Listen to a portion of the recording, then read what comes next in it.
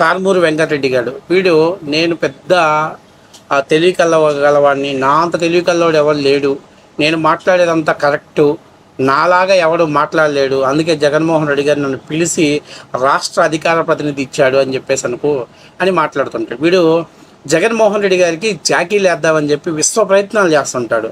కానీ సరైనడు కానీ తగిలి దానికి కౌంటర్ ఇస్తే మనోడు బర్స్ట్ అయి పరువు పోగొట్టుకోవటం అనేది మనోడికి పరిపాటిగా ఉంది. ముఖ్యంగా మొన్న తమిళనాడులో విజయ్ గారు విజయం సాధించిన తర్వాత దాన్ని ఆంధ్రప్రదేశ్ పాలిటిక్స్ తోటి పోల్చి అసలు మా అన్న తోపు తురుము తాత్కార్ గాడు, అసలు మా అన్నని మించినోడు ఎవరు లేడు, అసలు మా అన్న అంటే ఇంకా నేను చెప్పను. కానీ ఒకసారి మనోడు ఏం మాట్లాడుతున్నాడో ఒకసారి ఆ వీడియో చూసిన తర్వాత అసలు వీడు మాట్లాడిన దానికి అసలు ఎక్కడైనా లాజిక్ ఉందా, పొంతనుందా అనే దాని గురించి పూర్తి స్థాయిలో డిస్కషన్ చేద్దాం. సో మీరందరూ కూడా దయచేసి వీడియో చూసే ముందు మీరందరూ మన ఛానల్ని సబ్స్క్రైబ్ చేస్తారని మనస్ఫూర్తిగా కోరుకుంటున్నాను. 1956 నుంచి 2019 వరకు రెండే పార్టీలు ఆంధ్రప్రదేశ్ రాష్ట్రాన్ని పరిపాలించారు. ఆంధ్రప్రదేశ్ రాష్ట్రాన్ని రెండే పార్టీల వాళ్ళు ముఖ్యమంత్రిగా చేశారు. ఒకటి కాంగ్రెస్ పార్టీ, రెండు తెలుగుదేశం పార్టీ. దాదాపుగా 63 ఏళ్ళు, 63 ఏళ్ళుగా రెండు పార్టీలు. ఒకటి కాంగ్రెస్ పార్టీ ముఖ్యమంత్రులు 15 మంది, తెలుగుదేశం పార్టీకి సంబంధించి 3. సో మన ఒక ఆయన చనిపోయినారు నారాయణ భాస్కర్, 3. దాని తర్వాత 19వ ముఖ్యమంత్రిగా జగన్మోహన్ రెడ్డి గారు 63 ఏళ్ల తర్వాత ఒక పార్టీ సంబంధించి కొత్తగా పార్టీ ఏర్పాటు చేసి ముఖ్యమంత్రి జగన్మోహన్ రెడ్డి గారు ఎలా అయ్యారో అక్కడ విజయ్ గారు కూడా అది చూశారు కదా. సరే, అయితే ఆయన ఏదో చెప్పాడు 1953 నుంచి దాదాపుగా 60 ఏళ్ళ వరకు కాంగ్రెస్ పార్టీ టీడీపీ మాత్రమే రాష్ట్రంలో పరిపాలన చేసిందని చెప్పాడు. అంతకుముందు కమ్యూనిస్ట్ పార్టీలకు సంబంధించిన వాళ్ళు కొంతమంది గవర్నమెంట్ని ఫామ్ చేశారనే సంగతి మా ఆఫ్నల్ అర్జీగడి తెలియదులే. సరే, వదిలేసేయండి. నేను అడుగుతుంది ఏంటంటే జగన్మోహన్ రెడ్డి గారు వాళ్ళ నాయన ఏ పార్టీ నుంచి వచ్చాడమ్మా? ఆయన డిఎన్ఏ ఎక్కడదమ్మా? కాంగ్రెస్ పార్టీలో పిసిసి అధ్యక్షుడిగా రాజశేఖర రెడ్డి గారు ఉన్నారుగా. రాజశేఖర రెడ్డి గారు మొట్టమొదటిసారిగా రాజశేఖర రెడ్డి గారు కాంగ్రెస్ పార్టీ డిఎన్ఏ కదా. అక్కడి నుంచి వచ్చినటువంటి జగన్మోహన్ రెడ్డి గారు కాంగ్రెస్ పార్టీలో ఎంపీ అయ్యాడుగా. మరి వీళ్ళు మొట్టమొదటిసారిగా మా అన్న పార్టీ పెట్టాడు, సినిమా ఫీల్డ్లో నుంచి అప్పుడే వచ్చి పార్టీ పెట్టాడని చెప్పేసి మీ అన్నం తీసుకెళ్ళి విజయ్తో పోల్చుకుంటున్నాడు. మీది Congress party DNA. YSR Congress party అనేది కాంగ్రెస్ పార్టీ అక్రమ సంతానం. అది డప్పులు కొట్టుకోమాక, తొడలు కొట్టమాక. మన పార్టీ ఏంది, మన పార్టీ చరిత్ర ఏందో మనం మాట్లాడుకోవాలి. 1953 నుంచి మొన్నటి దాకా జగన్మోహన్ రెడ్డి పార్టీ పెట్టేదాకా వాళ్ళు కాంగ్రెస్ పార్టీలో ఉన్నారు. కాంగ్రెస్ పార్టీ వాళ్ళ డిఎన్ఏ, వాళ్ళ నాయన అందులో ఎమ్మెల్యేగా ఎంపీగా కూడా పనిచేసిన సందర్భాలు ఉన్నాయి. మరి జగన్మోహన్ రెడ్డి గారు కూడా 2014 ముందు వరకు కూడా కాంగ్రెస్ పార్టీ ఎంపీగా ఉన్నారు ఆయన. కాబట్టి ఎన్ని ఎచ్చల మాటలు దేనికి మాట్లాడుతావు? ఆయన ఏమైనా సినిమా ఫీల్డ్లో నుంచి వచ్చి మంచి గొప్ప ఆయన ముఖ అరవిందాన్ని చూసి గొప్ప భారీ సినిమాలు తీశారా? ఆయన ఏమైనా సినిమా ఫీల్డ్లో నుంచి మానుకొని డైరెక్ట్గా పాలిటిక్స్లోకి వచ్చి పార్టీ పెట్టి గవర్నమెంట్ని ఫామ్ చేశాడా జగన్మోహన్ రెడ్డి? అరే ఏం మాట్లాడతావురా? దిమాక్ ఉందా, దిమాక్ లేదా? అసలు విజయ్ గారితో ఒకవేళ పోల్చుకోవాలంటే నువ్వు ఎన్టీ రామారావుని పోల్చుకోవాలి. ఎందుకంటే 1983 పార్టీ పెట్టే వరకు కూడా ఆంధ్ర రాష్ట్రంలో కాంగ్రెస్ పార్టీ ఏకచక్రాధిపత్యం సాధించినటువంటి పార్టీ. ఆ పార్టీ మీద 1983లో ఎన్టీఆర్ గారు పార్టీ పెట్టినటువంటి 9 నెలల్లో పార్టీని అధికారంలో తీసుకొచ్చినటువంటి ఏకైక వ్యక్తి ఎన్టీఆర్ గారు. అదే లెక్కలో పార్టీ పెట్టినటువంటి 23 నెలల్లో గవర్నమెంట్ని ఫామ్ చేసింది విజయ్ గారు. మా నాన్న పార్టీ పెట్టిన 9 సంవత్సరాలు గవర్నమెంట్ ఫామ్ చేశాడు. సిగ్గుందో లేదో, మా ఐడియా ఉందో లేదో గుర్తు తెచ్చుకో. ఊరికి పిచ్చి మాట్లాడొద్దు. అసలు జగన్మోహన్ రెడ్డి గారికి జాకీలేస్తా మీరు ఎవరితో పోల్చుకోవాలో కూడా కంపేర్ చేయలేకపోయారు.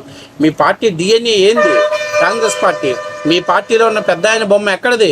కాంగ్రెస్ పార్టీలో వచ్చిన ఇమేజ్ని మీరు కొట్టేశారు కదా. మీరు అంటారు కదా క్రెడిట్ చోరీ అంటారే, అతిపెద్ద క్రెడిట్ చోరీ చేసింది జగన్మోహన్ రెడ్డి. ఎందుకంటే వాళ్ళ నాయన కాంగ్రెస్ పార్టీలో ఉండి హఠాన్ మరణం చెందితే ఆయన మరణాన్ని వీళ్ళు రాజకీయంగా వాడుకొని అక్కడ ముఖ్యమంత్రి పదవి ఇవ్వలేదు కాబట్టి ఇక తప్పనిసరి పరిస్థితుల్లో వీళ్ళు పార్టీ పెట్టుకొని ఓదార్పు యాత్రలతోటి వాళ్ళందరినీ ఓదార్చుకుంటూ వచ్చేశారు.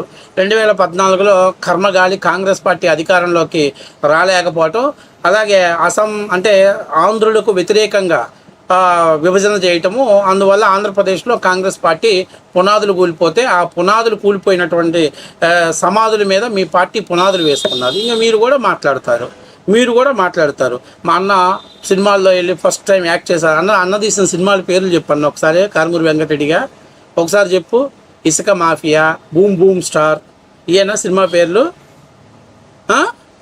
రాత్రి 11ంటికి గొడ్డలి పోటు, ఇట్లాంటివిగా సినిమా టైటిల్స్ ఇవి.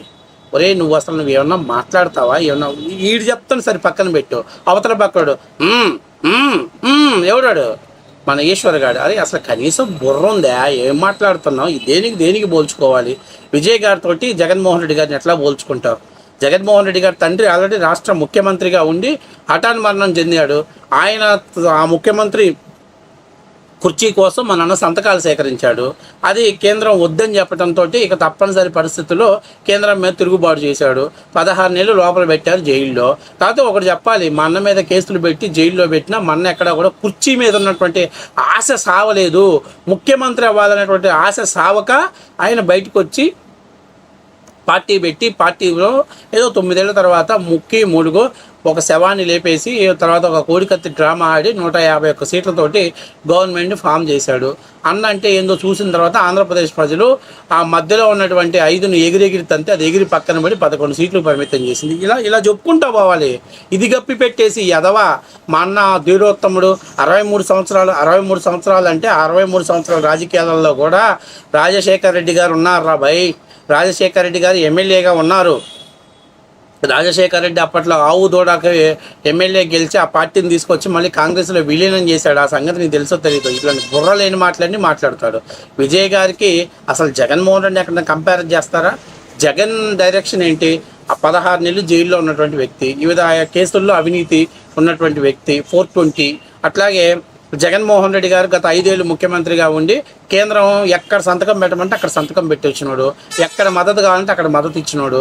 దేనికి సై అంటే దానికి సై అన్నాడు. కానీ విజయ్ నిన్న గవర్నర్ ఇబ్బంది పెట్టినా కూడా అతను ఓపిక్గా వెయిట్ చేసి గవర్నమెంట్ని ఫామ్ చేసుకున్నాడు. అలాగే ఫ్లోర్ టెస్ట్లో విజయం సాధించాడు. ఆ విధంగా ఆయన గవర్నమెంట్ని ఫామ్ చేశాడు. ఎక్కడ బీజేపీ కాడిపోయి నేను లొంగిపోతాను, లాలూచి రాజకీయం చేస్తాను అని చెప్పలా, వెయిట్ చేశాడు. అది ఒక రకం. ఇక తమిళనాడులో కూడా అన్నాడీఎంకే పార్టీ తరఫున జయలలిత గారు బ్రహ్మాండమైనటువంటి సినీ యాక్టర్, సినిమా ఫీల్డ్ నుంచి వచ్చి రాజకీయాలని ఎంజీఆర్ గారితో పాటు ఏకచక్రాధిపత్యం సాధించినటువంటి మహానటి. ఆమె కూడా తమిళ రాజకీయాల్లో ఒక ప్రత్యేకమైనటువంటి స్థానాన్ని పొందినటువంటి వ్యక్తి. కాబట్టి నేను చెప్పేది ఏంటంటే మనకి సబ్జెక్టు ఆఫ్ నాలెడ్జీ. మన God father DNA Congress party. అక్కడి నుంచి ఆ డిఎన్ఏని చోరీ చేసుకొని వచ్చిన పార్టీయే. డిఎన్ఏ చోరీ చేసుకొని వచ్చే ముందు గాడ్ ఫాదర్ పేరు, తర్వాత కాంగ్రెస్ పేరు తగిలిచ్చి వైఎస్ఆర్ కాంగ్రెస్ పార్టీ, ఎడుగూరు సందింట రాజశేఖర్ రెడ్డి కాంగ్రెస్ పార్టీ అని పెట్టుకున్నారు. దాన్ని అలా పెడితే ఎవరైనా జనాలు ఎగతాళి చేస్తారని రైతు యువజన శ్రామిక పార్టీ అని ఏదో పెట్టుకున్నారులే. అదే ఏదో పార్టీ పేరు పెట్టుకున్నారు, రైతు శ్రామిక యువజన పార్టీయా అంతేనా? సరే ఏదో తగలబెట్టుకున్నారు. మరి మేమేదో పెద్ద పోటుగాల్లాగా మా అన్న ఫస్ట్ టైం పార్టీ పెట్టి గవర్నమెంట్ని ఫామ్ చేశాడు అని చెప్పి మాట్లాడతావేంటి? అసలు ఏమన్నా పొంతనుందా? బుర్ర ఉందంటారా నీకు? ఆ మందు దాగి మైండ్ పని చేయకుండా నువ్వు మీడియా ముందుకు వచ్చి సొల్లు వాగుతుంటే వాడు అరే ఇది కరెక్టా తప్ప, జనాల్లోకి వెళ్తే దీనికి కారణం చేస్తారు, దాని గుండా మన పార్టీ ఇమేజ్ పోయిద్దని కూడా తెలియకుండా ఆ గుడ్డోడు అంతే మళ్ళీ హింట్ ఇస్తున్నాడు. అరే బాబు, మీరు ఎన్ని జాకీలు వేసినా ఆంధ్రప్రదేశ్లో వైసీపీ జెండా ఎగరదు. జగన్మోహన్ రెడ్డి సినిమా అయిపోయింది. ఇక మీరు కూడా జగన్మోహన్ రెడ్డి ఇచ్చే పేమెంట్లు కొన్నాళ్ళు తిని ఎంజాయ్ చేసి చివరికి తట్టా బుట్టా సర్దుకొని అక్కడి నుంచి ప్యాకప్ చేస్తారని మనస్ఫూర్తిగా కోరుకుంటున్నాను.